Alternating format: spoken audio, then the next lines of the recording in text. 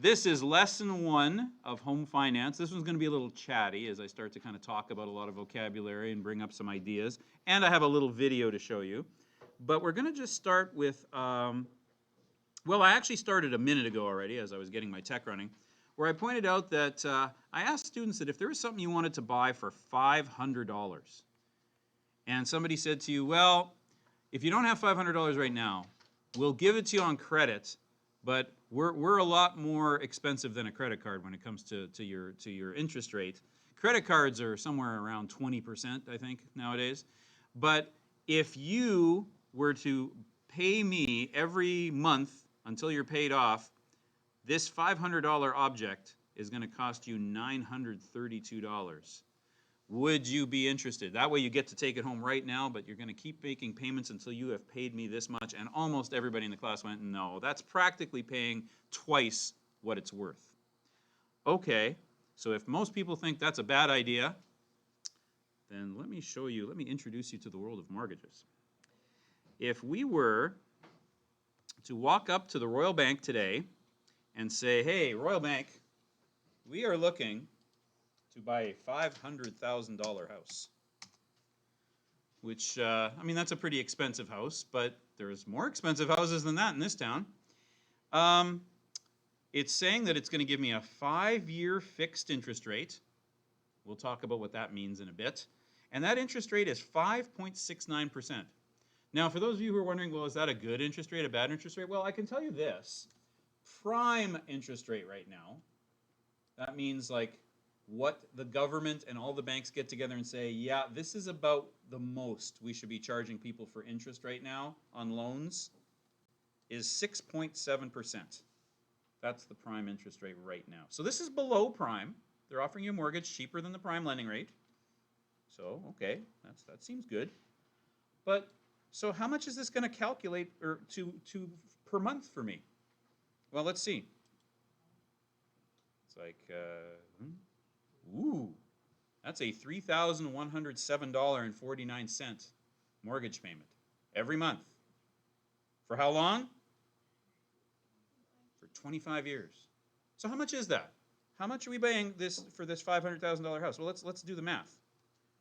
It was, that's how good my memory is. I got to look again. 3107.49. Okay, that's good.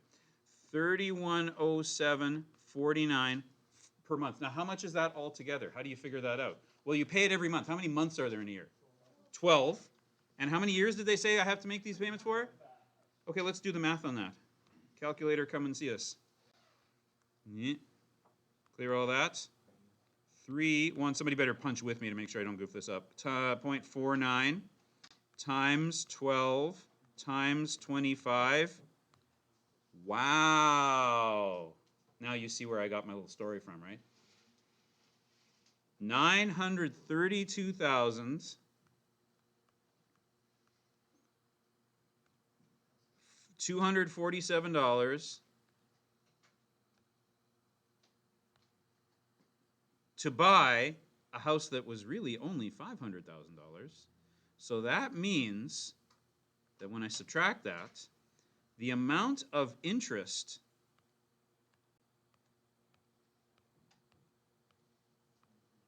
is $432,247, which is almost as much as the house is worth. Again, it's almost double. Now, in my hypothetical situation, I was talking about buying myself a guitar, really something I do not need. I am not a professional musician. I'm not even a very good amateur musician. I just like to noodle around. But it's certainly not, and again, like it's certainly not something I need, but of course, you got to live somewhere. People need housing.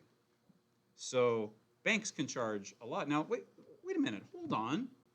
I've done interest calculations before, you're saying to me. I took essential grade 10 and 11. We did tax, we did interest. 5.69% of 500,000 is nowhere near 400,000. And you're right, it isn't. Let's do the math on that. 5.69%, here, let's write that down. Take a look at it. 5.69% of $500,000 should be nowhere near $400,000. First of all, do you remember how to do a calculation like that? What does of mean mathematically? Is it add, subtract, multiply, or divide? Of generally means multiply. So it's a multiply question. And do you work with the number 5.69? No. What do you do to percents before you calculate with them? Somebody said they turn them into decimals. There might be somebody else going, well, it's already got a decimal in it. Yeah, but that's not really a decimal. It's still a percent. How do you turn percents into decimals? Who remembers what you do? You divide by 100. So, and that's an easy thing to do. You just take this decimal and move it 2 places over. So this is the actual calculation. So guys who were skeptical of this bank number, who said, wait a minute, that's nowhere near 5%, you are, of course, correct. 0.0569 of $500,000. That number is so scary, it scared my calculator. Is only $28,450.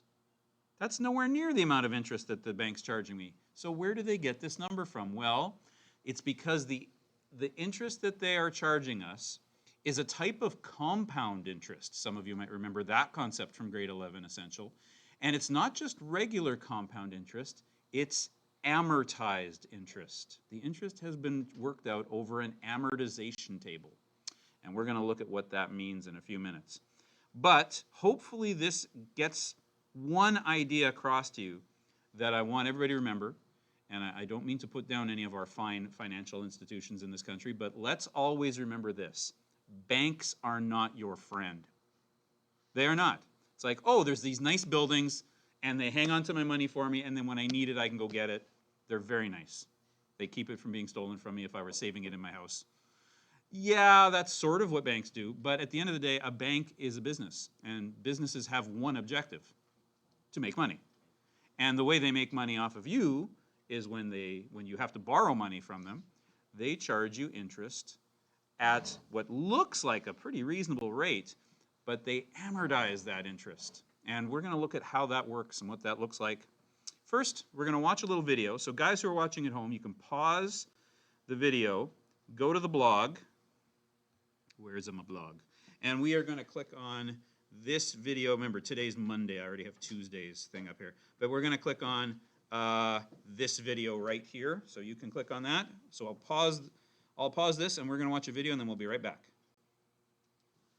And we're back. Now I'm going to ask the class here a question. We're going to do a little bit of discussion as we do notes today. Who do you think was behind the video we just made? What kind of company do you think put it together? Do you think a bank did? Yes, very good. Why do you think that's from a mortgage broker company? Don't they though? They sounded like me a minute ago. They were saying, yeah, we're going to fight for you against those banks. Let me tell you something. Sorry, but mortgage brokers aren't your friend either. They certainly like to sell themselves as, hey, we'll get together and we'll find you the best rate. We'll get those banks. We'll pull one over on them. Yeah, at the end of the day, though, a mortgage broker only gets paid if they get you a mortgage, right? Because they make a commission on that. So it is in their best interest to get you signed on a mortgage, whether that mortgage was good for you or not, and whether or not you have the ability to pay for it. Because at the end of the day, I guess if they're unscrupulous, why do they care if it's a mortgage that you're going to eventually default on and lose your house? They got paid. So don't assume mortgage brokers are your friend either. Always see everything, all information you get online, especially YouTube and places like that. Always look at it skeptically, right, with a grain of salt. Think to yourself, who put this together? What's their agenda? What's their motivation? Mortgage brokers do like to try to trump themselves up as being a great alternative to checking in and phoning banks and making appointments with bankers yourself. But in some cases they're good, in some cases they're not so good. Like everything else, you got to do your homework and you got to be buyer beware, right? Be skeptical. Anyway, again, I don't mean to put down banks. I don't mean to put down mortgage brokers. I'm sure both of those things are good things in the right circumstances, but you are best armed in those situations if you know how math works. So that's basically what this unit's about, is trying to figure out the math behind just why are mortgages so much money. Now, here's what we're going to learn in this unit. Here's the SWABATs, right? You know what I mean by SWABAT, right? Student will be able to. So by the time we're done this unit, you'll be able to do all these things.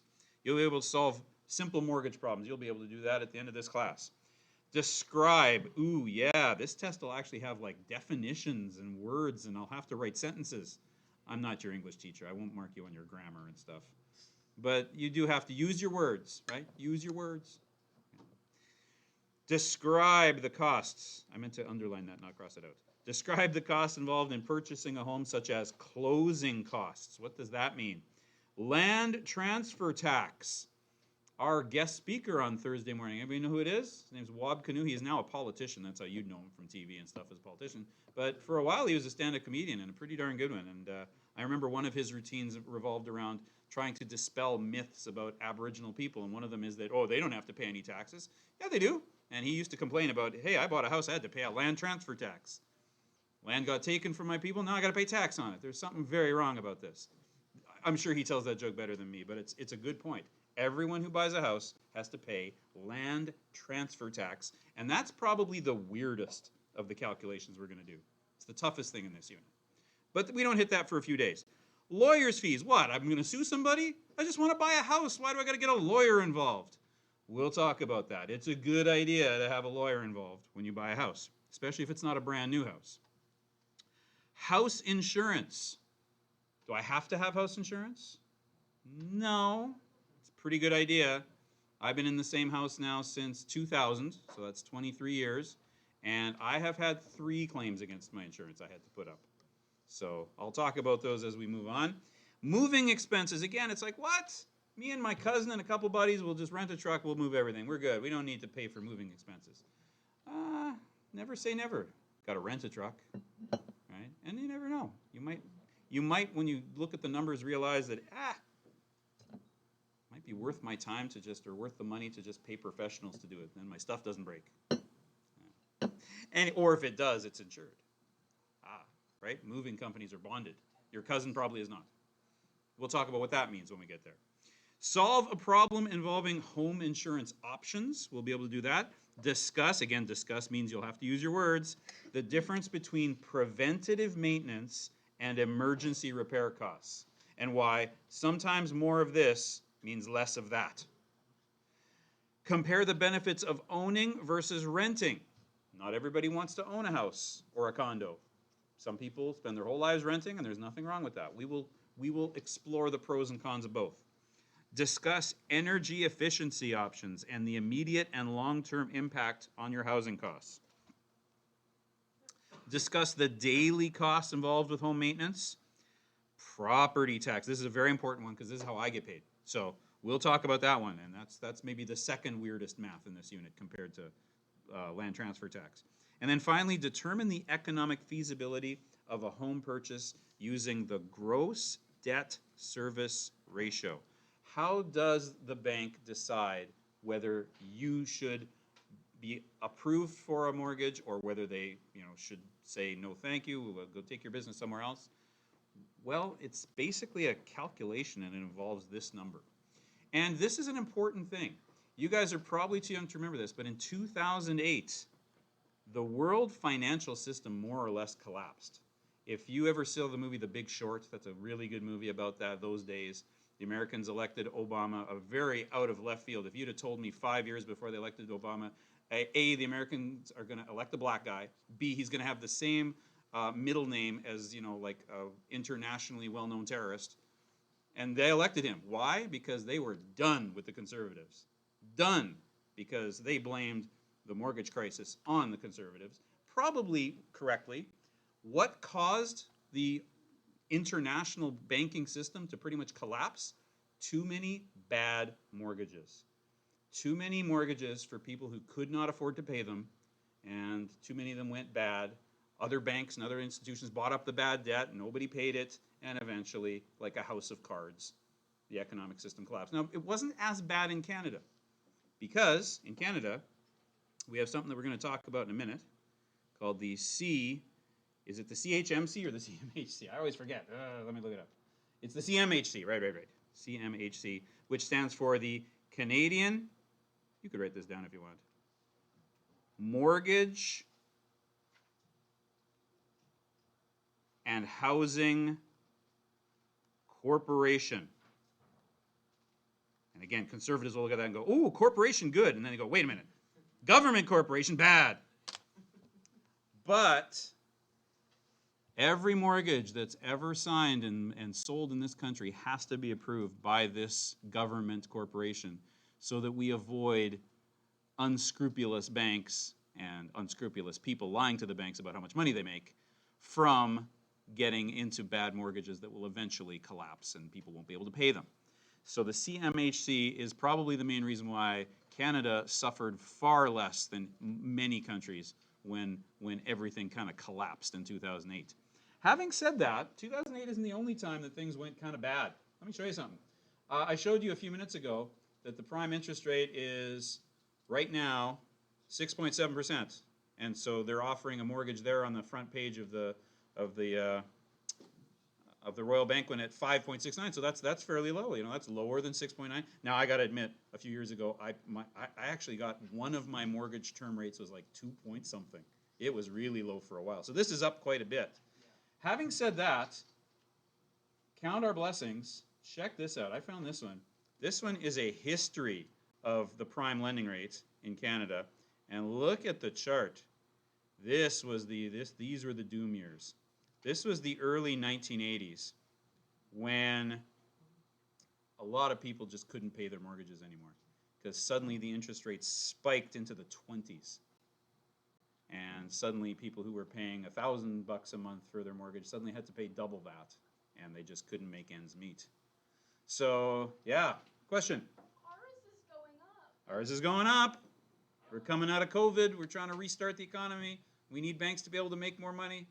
So, yeah, ours is going up right now. See, again, I renegotiated in here when it was 2.45 as prime. So I got it like, I don't know, 2.1 something. It was really nice. But again, that's not for the whole 25 years of my mortgage. Like they said in the video, that was for that term. And we'll talk about that in a minute, the difference between the term and the whole mortgage. But I have a question. So if you had a fixed mortgage term, you wouldn't have to... That's right. Now you're starting to see the advantage of a fixed mortgage versus a variable mortgage, and that's our notes coming up in a minute. The question was, that's where the whole fixed mortgage would mean this little spike that's happening here wouldn't hurt you too much. And that's correct. Okay, let's start doing some notes. We got to learn what these words mean. Okay, here we go. First of all, the word mortgage itself. If you had to fill in that blank, what would you think it is?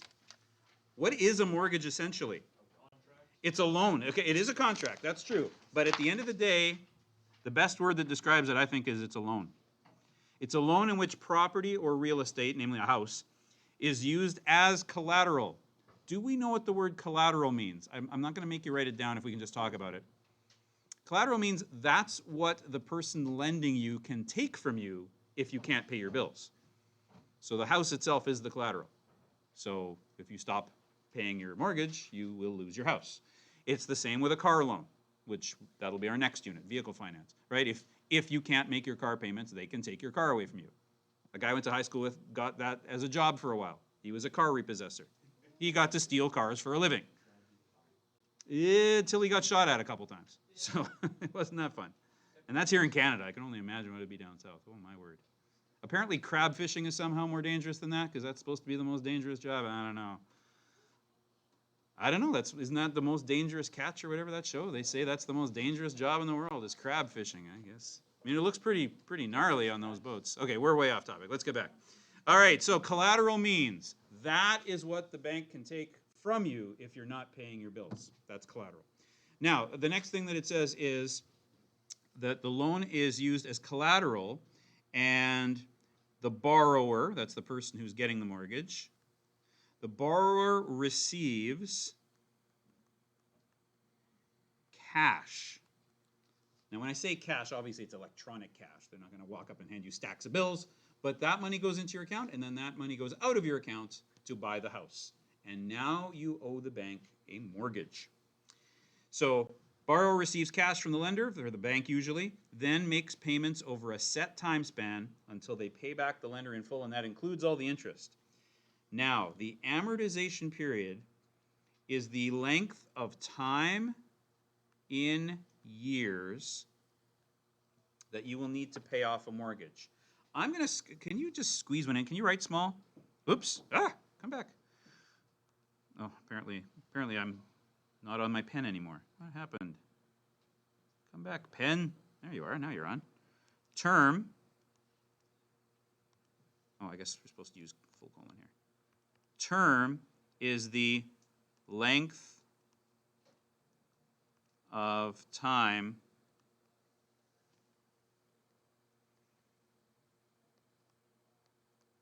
where the borrower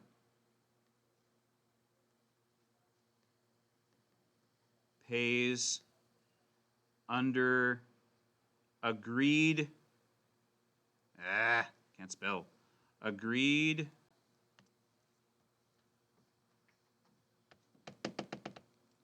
come on, now my pen's actually died.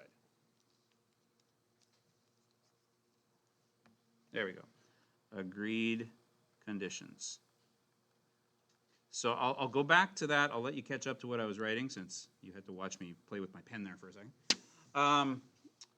So what's the difference between term and amortization period? That's so easy to confuse. It's like, oh, I got a 25-year mortgage, so I get, and it's fixed rate. I don't have to worry about interest rates going up and down for 25 years. That's not true. Your amortization's over 25 years. The term is probably 5. The most common term for banks is a 5-year term. So let me again show you. Everybody caught up to me? You done with the writing? Good? Going once? Twice? Okay. Yeah. Every time I change screens, it makes my pen do funny things too. But okay, here we are again on, and I only picked the Royal Bank not because I love Royal Bank. I actually don't bank with the Royal Bank. But I've just noticed that their online thing seems to be easier to use than anybody's. So here we go. Notice that the term, if I go back to the way we started it, is right there. A 5-year fixed interest rate. That's the term right there. So does that mean that I get this rate for 25 years no matter how the market changes? No. It means you get this rate for 5 years if you choose to do it as a fixed rate. So as somebody pointed out, hey, that graph is going up at the end right now. Yep. So maybe a fixed one is a good one to buy right now. But if you thought, if you had it on good opinion, good advice, that interest rates might be going down, then you'd pick variable so that you're not locked into one price. Now, is there such a thing as locking in a fixed interest rate for 25 years? No, probably not. Not that I've heard of anyway. So that means that when we get down there, we'll look at the difference between a fixed and a variable in a minute. But let's finish these guys off first. Okay, come on, pen. Don't let me down this time. What's a down payment? Well, the down payment is the initial upfront portion of the, I'll say, purchase price. And then I ran out of room, so I'm going to have to go underneath there. So it's the initial upfront portion of the purchase price. So if it's a $200,000 house and you pay a down payment, maybe you paid $10,000, maybe you paid $20,000. That's your down payment. In Canada, we have rules. In Canada, the down payment must be at least 5% or you can't get a mortgage. It would not be legal. The CMHC would say, nope, you can't have that mortgage. You don't have enough for the down payment. Even 5 isn't really enough. 20% is kind of what they recommend. And if you don't have 20%, you will likely have to buy default insurance from the CMHC. In other words, you don't have enough to make 20% of the down payment, so we're going to charge you a little bit extra each month so that you're paying for insurance that protects the person you borrowed the money from, in this case the bank, just in case you default on the mortgage, which means you can't pay it anymore. And that's the law, that has to be there. And again, this is one of the major differences between us and a even more capitalistic country than us, like our neighbors down south.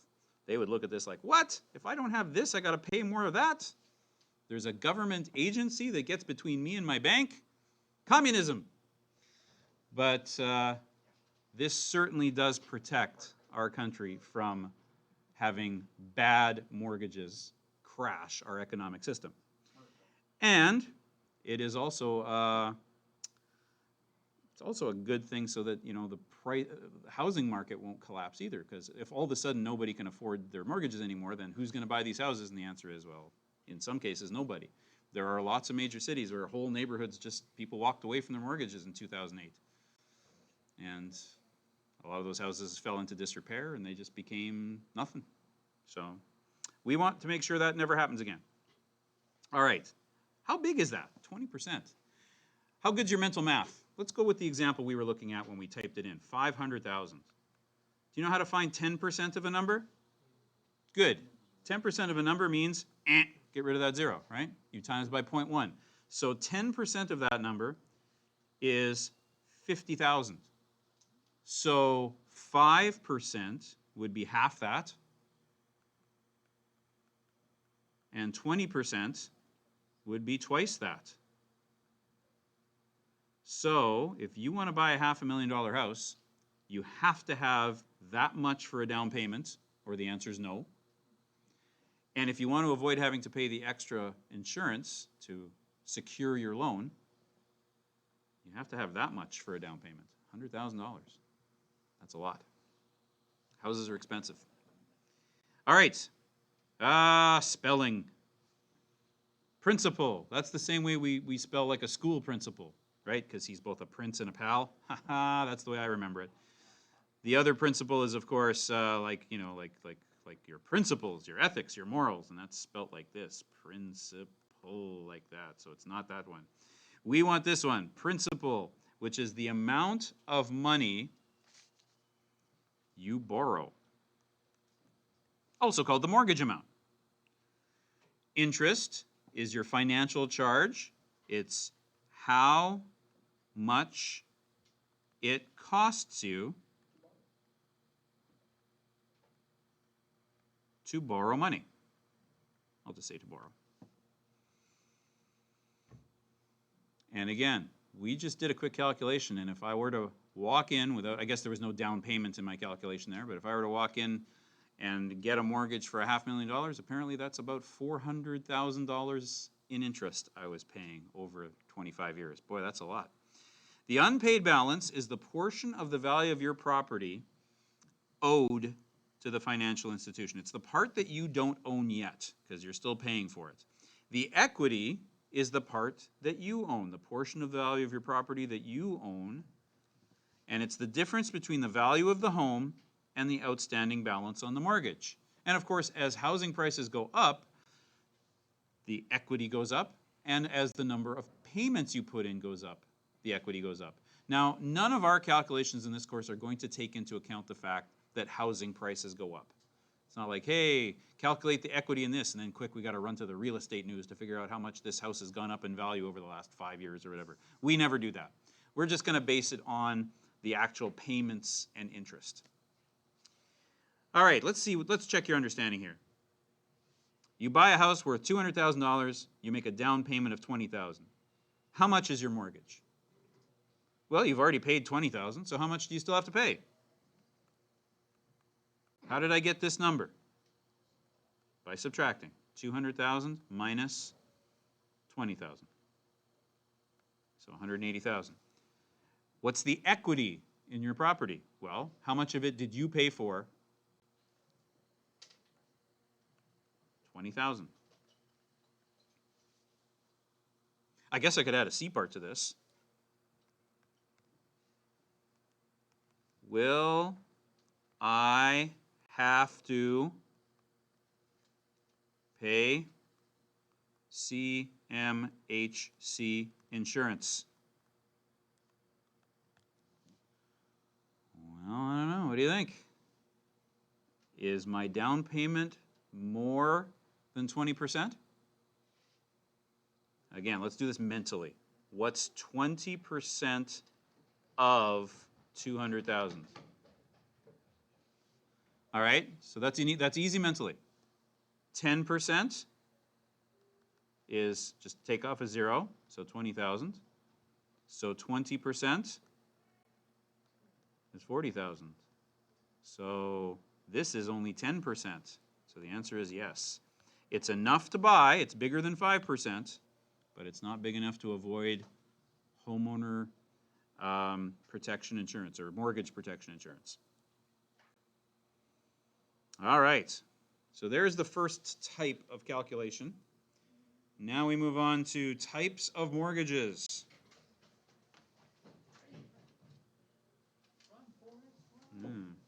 First of all, what's a closed mortgage? A closed mortgage, usually with a variable interest rate. Again, I don't know that there's such a thing as a closed fixed mortgage for this. So it's a closed variable interest rate, but it has a set amortization term.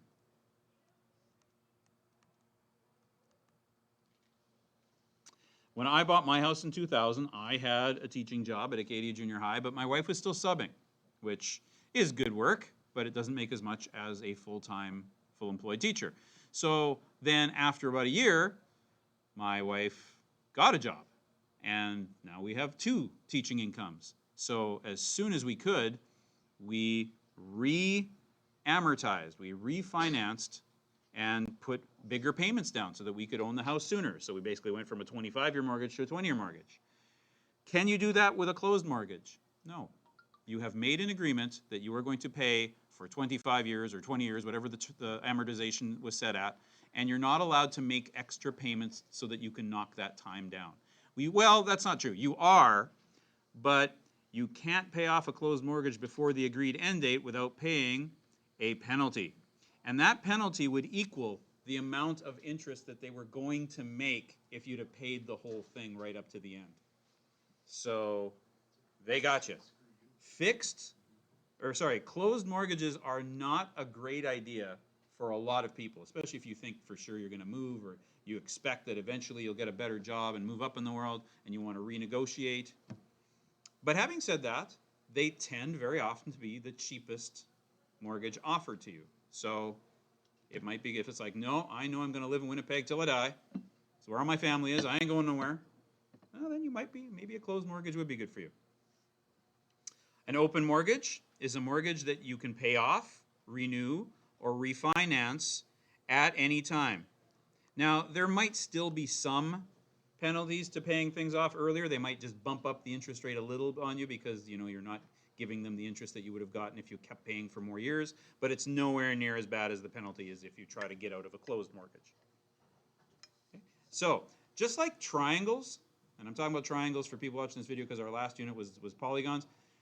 Think about triangles, right? We categorize them by 2 things, their angles and their sides, right? And you can mix and match. You can have a isosceles right triangle or an obtuse scalene triangle. Well, this is the 2 types of mortgages when it comes to the amortization time, and these are the 2 types of mortgages when it comes to the rate. A fixed rate mortgage is where the interest rate is set for the term of the mortgage, so monthly payments of the principal and interest remain the same through the term. So we just looked at one that said it was a 5-year term. Doesn't matter what happens to interest rates for the bank. They go up, they go down.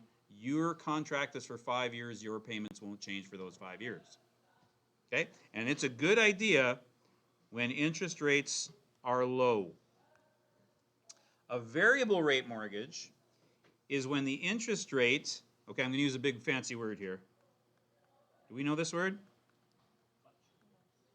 We seen that word before? We know what it means basically? It's when the interest rate could go up or down, fluctuates. It goes up, goes down. And your variable rate mortgage interest rates fluctuate with the market, changing each month. You might have a different mortgage payment one month to the next. Now, chances are it's only going to be a few dollars here and there, but over the course of a long mortgage, it does add up. Okay? It can be a cheaper way to go, but you do run the risk of if interest rates suddenly spike upwards, you probably lost some money versus if you'd have been in a fixed rate mortgage. Portions of the monthly payment that go to interest may go up or down, and it's good if interest rates are high and you expect them to go down. Then I would sign up for a variable rate mortgage. And it tends to be lower to begin with.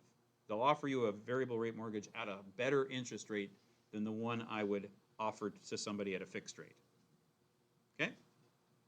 All right, let's do some calculating. A couple purchased a home for $160,000. They made a down payment of $35,000. If they negotiated a mortgage with their bank at 7.25% over 25 years, we got to calculate A, the amount they would need to borrow for the mortgage.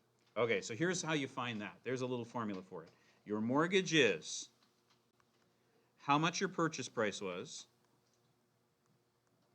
minus how much of a down payment you have.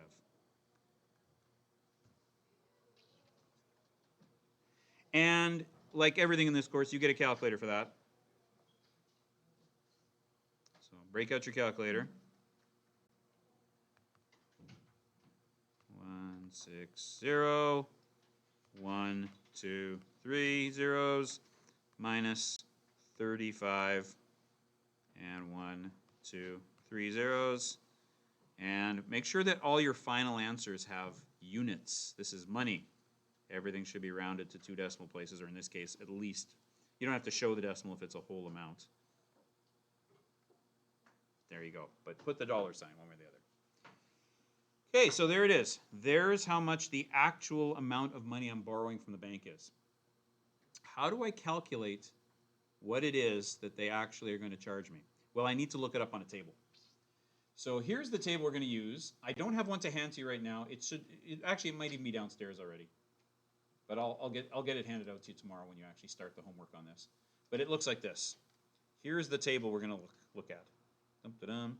Okay, now let's look at the problem again. The problem says it's 7.25% for 25 years.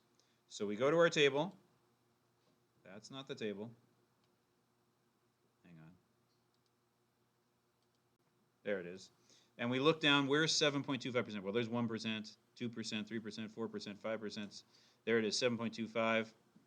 And 25 years, which column is that? Well, let's see, 5, 10, 15, 20, 25. I've actually heard of 30-year mortgages now that they offer to people who are very young. Yeek. But this chart doesn't have any. 30-year mortgage. I'm not going to live that long. So there we go, 7.25. So there's 5, 10, 15. I like to do this with a ruler so that I don't accidentally move down the column that I'm trying to look at. So there we go. If I was doing this, go straight across to the last number, and there it is. What this number represents, this 7.16, is think of it as that's how much every 1,000 that you're borrowing costs you per month.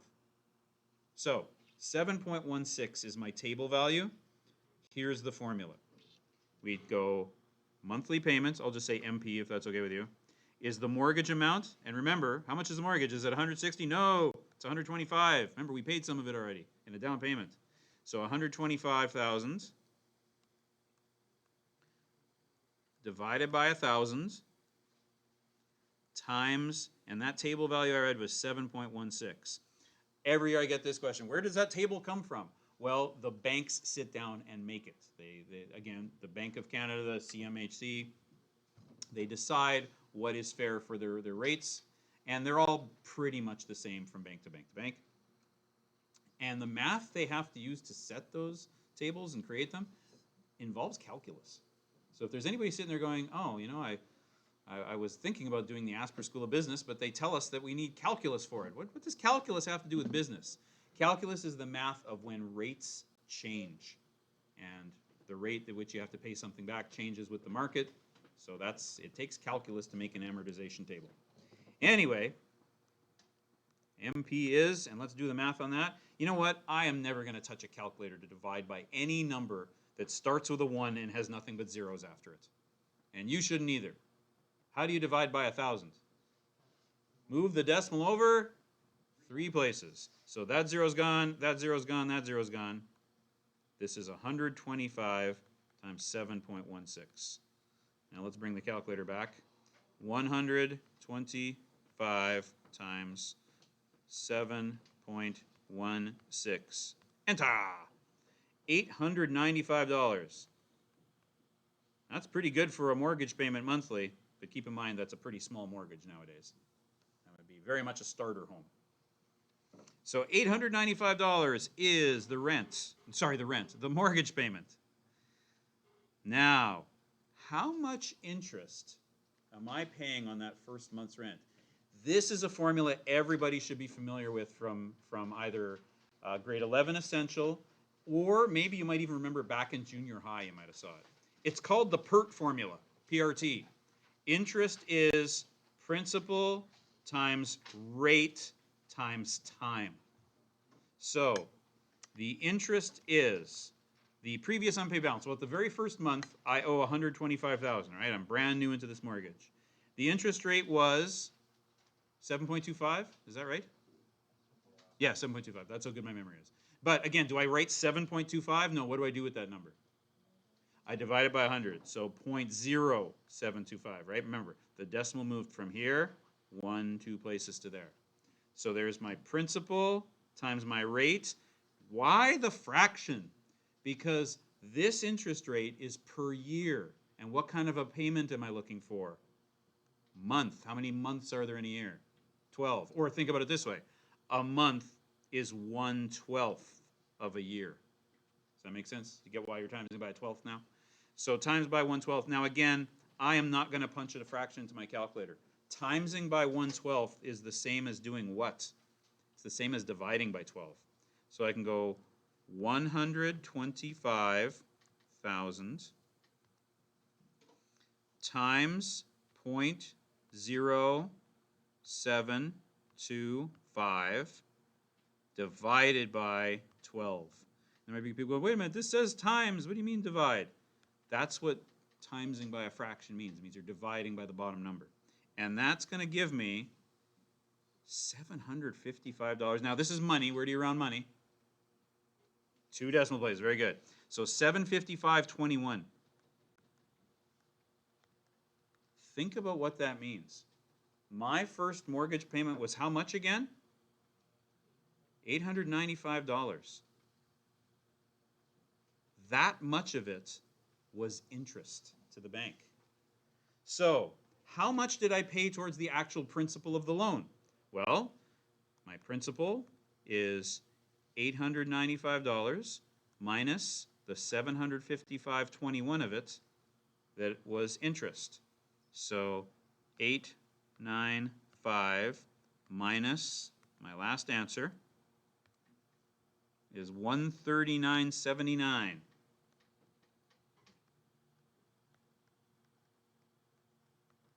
So my almost $900 mortgage payments, only about $140 of it went towards actually owning the house.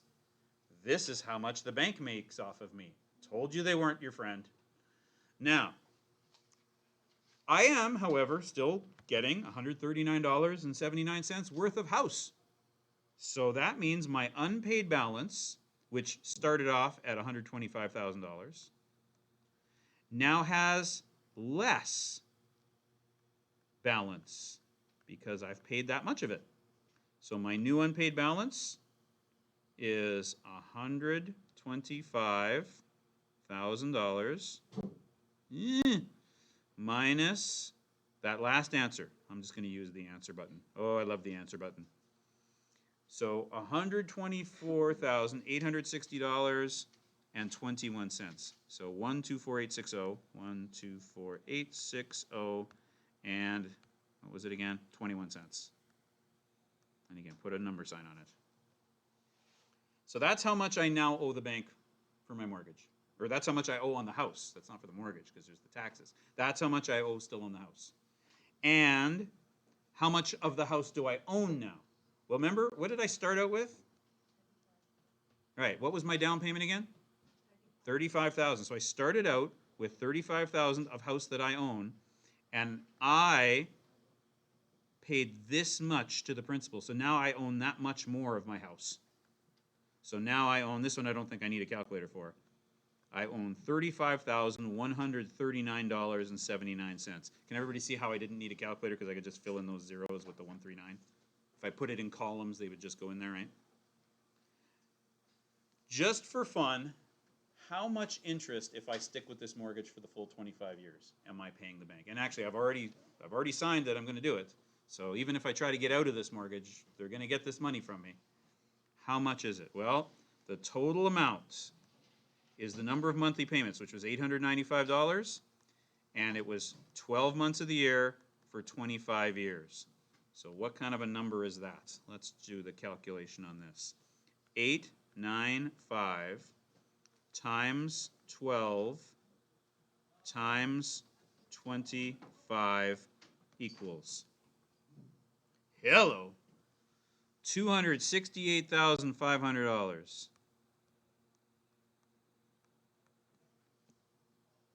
That's more than the house was worth, isn't it? Yeah. If I mentioned banks aren't your friend? Okay, just making sure I mention that.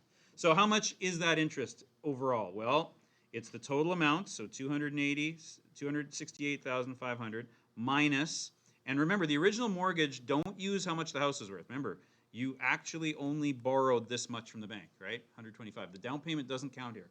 So 125,000 is how much you actually borrowed. The mortgage is how much you borrowed. So that will be the amount of interest. So when I take that number that we just calculated and I minus $125,000, it's $143,500. There you go. Almost as much as the house was worth. So there it is. That's the kinds of calculations you do in Chapter 1 of Unit 2. So I will go through another example with you tomorrow, and then I'll let you have the rest of the class to work on the first assignment. I'll have that chart for you that you can get tomorrow. And yeah, there you go. So one more example and then a little bit of discussion, then you're ready to do your first assignment. Thanks for watching.